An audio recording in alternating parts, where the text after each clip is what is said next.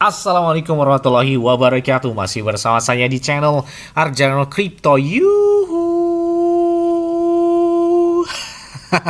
Hai. Why? Apa kabar kalian hari ini? Semoga kalian hari ini luar biasa karena market lagi bearish. Wow, gila banget nih hari ini Bitcoin dan beberapa koin koreksinya gila banget ya. Bahkan altcoin ini kayaknya altcoin ini kayak selesai aja gitu ya. Ini gila banget ya.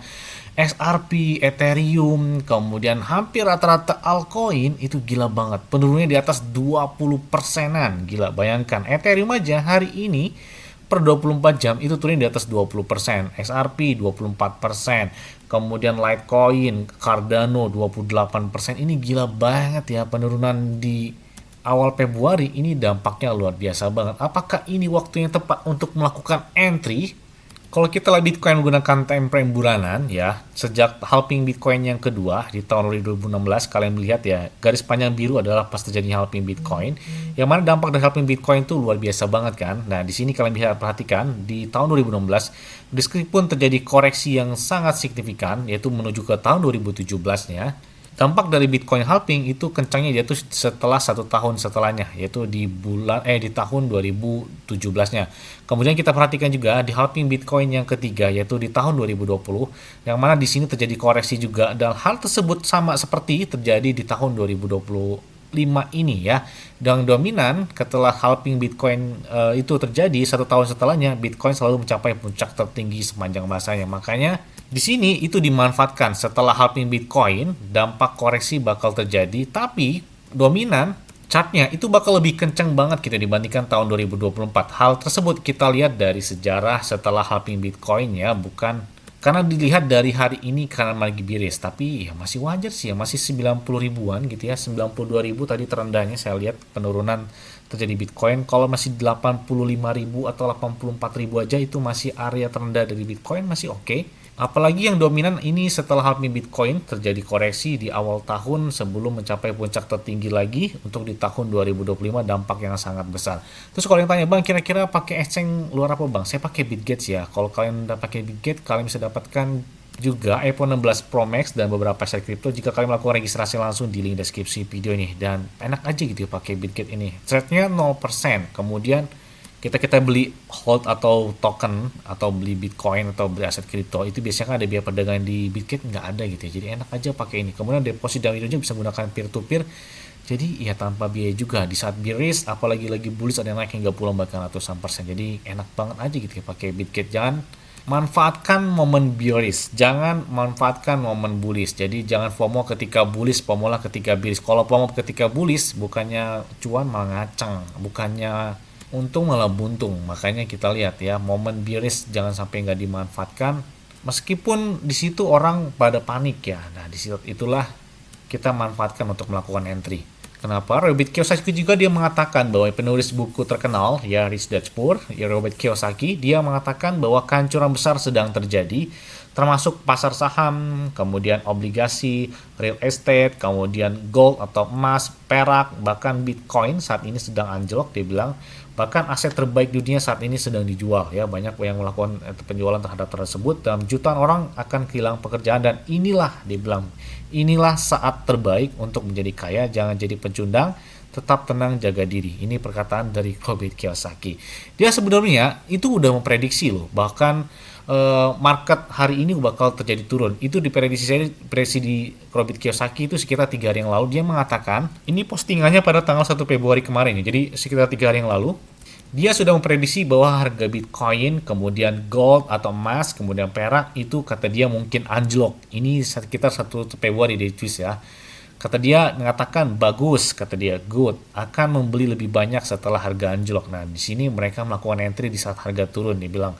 Nah, di sini lagi dia mengatakan bahwa masalah sebenarnya adalah hutang. Dia bilang yang hanya akan bertambah buruk dan berarti aset sedang dijual saatnya menjadi lebih kaya. Jadi di sini mereka malah FOMO untuk melakukan pembelian di saat market bearish. Ada sekitar 2,1 miliar dolar ya telah terlikuidasi ya. Bahkan ini terbesar setelah FTX, runtuhnya FTX dan Terra Classic. Ini terbesar sepanjang sejarah ya. Terlikuidasi paling besar. Ini gila banget sih ya, penurunannya fantastis, bahkan Menurut CoinMarketCap, ini kalian bisa lihat penurunannya di atas 11% ya secara global market cap kripto atau aset kripto. Kalian bisa lihat juga di sini penurunan yang fantastis terjadi bagi altcoin. Altcoin kayaknya kayak selesai aja gitu ya. Alt season kayaknya nggak berlaku. Yang menyala ya tetap jelas banget ya di sini. Cuman Tether, USD Coin atau stable coin yang menyala kebalikannya. Dan ada beberapa altcoin yang cenderung sepertinya berlawan arah, tapi kita lihat selama saat market cap ini dominan turun banget. Dia rata-rata di atasnya 20%. Gila banget ya. Apa sih Bang kira-kira dampak dari penurunan ini gara-gara apa sih sebenarnya? Jadi ini banyak sekali tentang setelah pelantikan Donald Trump kan banyak banget tuh peristiwa-peristiwa bergejolak, terutama kalau dikatakan tuh perang dagang lah ya. Yang terjadi tuh perang dagang. Kenapa? Di tengah sikap China, kemudian Kanada, dan bahkan Meksiko yang siap memberikan perlawanan terhadap Amerika Serikat soal perang dagang tersebut. Nah, di sini pasar saham yang lebih terpukul banget gitu ya. Ini pasar saham peruntunya luar biasa banget dibandingkan dari pasar kripto atau aset kripto ya.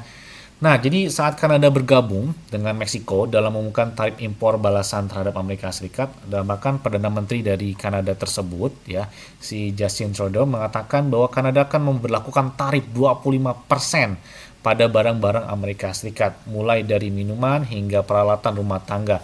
Jadi setelah Presiden Amerika Serikat terpilih Donald Trump memberlakukan tarif 25% pada impor dari Kanada dan Meksiko, serta 10% pada barang dari China. Bahkan China itu menyatakan akan mengajukan gugatan terhadap Amerika Serikat di Organisasi Perdagangan Dunia atau WTO sambil berjanji untuk mengambil langkah balasan yang belum ditentukan guna melindungi kepentingannya. Jadi alasan utama market hari ini ya dalam beberapa hari terakhir sih teman-teman ya adalah perang dagang yang kembali memanas ditambah dengan deportasi massal imigran ilegal dari Amerika Serikat dapat meningkatkan inflasi, melemahkan alasan bagi bank sentral Amerika Serikat ya The Fed untuk segera memangkas suku bunga. Jadi pelemahan harga Bitcoin ini kemungkinan mencimankan kekhawatiran yang cukup lumayan, tapi kalian bisa lihat ya nih momen bearish ini bahkan kalian lihat volume perdagangan dari Bitcoin itu naik lebih dari 179% atau kurang lebih 180% lah ya volume perdagangan Bitcoin meskipun harga Bitcoin hari ini turun, yang artinya apa? Mereka banyak melakukan entry di saat koreksi. Wow, jadi mereka memanfaatkan momen tersebut. Optimis yang dilakukan oleh beberapa paralel setelah dampak halving Bitcoin ya kencengnya tahun ini gitu ya, tahun 2025 ini. Jadi kalau masih koreksi ya wajar-wajar aja, jangan sampai kita melakukan cut loss, apalagi ya janganlah kalau cut loss itu bukannya untung malah buntung banget gitu ya. Karena mau bagaimanapun ya holder sejati adalah pemenangnya. Bayangkan, kalian ingat gak di tahun 2023 ketika harga Bitcoin crash banget ya, yang puncak tertinggi kan waktu itu di tahun 2021 kok nggak salah 60 ribuan ya atau berapa saya lupa ya. Nah, kemudian crash yang fantastis banget di tahun 2023, yang mana Bitcoin sempat turun hingga 16 atau 17 ribuan dolar. Jadi, gila banget kan. Bayangkan hari ini aja masih 92 ribu dolar. Jadi masih oke-oke aja. Meskipun dia turun lagi ke 85 ribu atau 80 ribuan, ya masih oke gitu. Karena tren Bitcoin tahun ini ya bullish ya. Memang dimanfaatkan oleh beberapa paralel juga untuk melakukan entry gitu ya di saat momen bearish kayak gini. Oke, mungkin itu aja yang dapat sampai kepada kalian semua.